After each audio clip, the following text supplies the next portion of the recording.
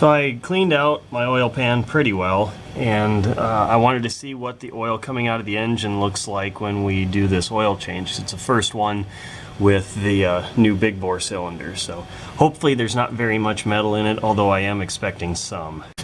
Okay, I don't know how well you'll be able to see it on the camera, but there's a little bit of metal in it, a little bit of shiny stuff coming out.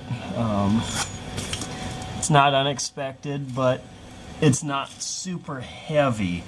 I'll put this out in the sunlight once it's done draining completely and we can take a better look at it. So here we've got the oil filter. There's a little speck right there of something. I'm not sure what it is. It was not metal. There's another speck right there. I'm guessing it's head gasket material that might have accidentally fallen in. There's no big chunks of metal. Nothing bad looking in it, so that's all right. If we look in here, notice there's a few black chunks in it, a couple bigger silvery bits, but that's nothing bad. Okay, so we're gonna look at the oil pan here now, and I noticed when I tipped it, there are some bigger chunks in there.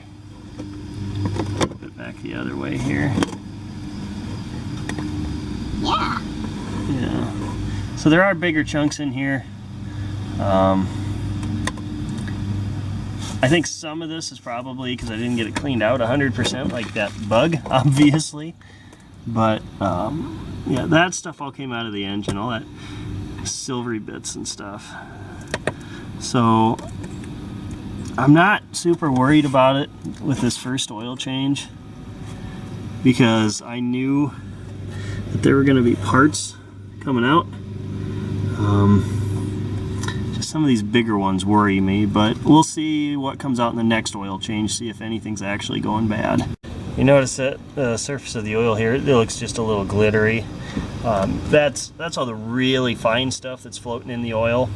And again, all this is expected.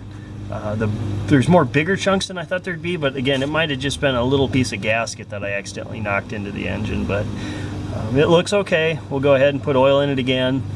I'm going to run it a few hundred miles instead of just 100 miles, and then we'll change oil again and see how it looks.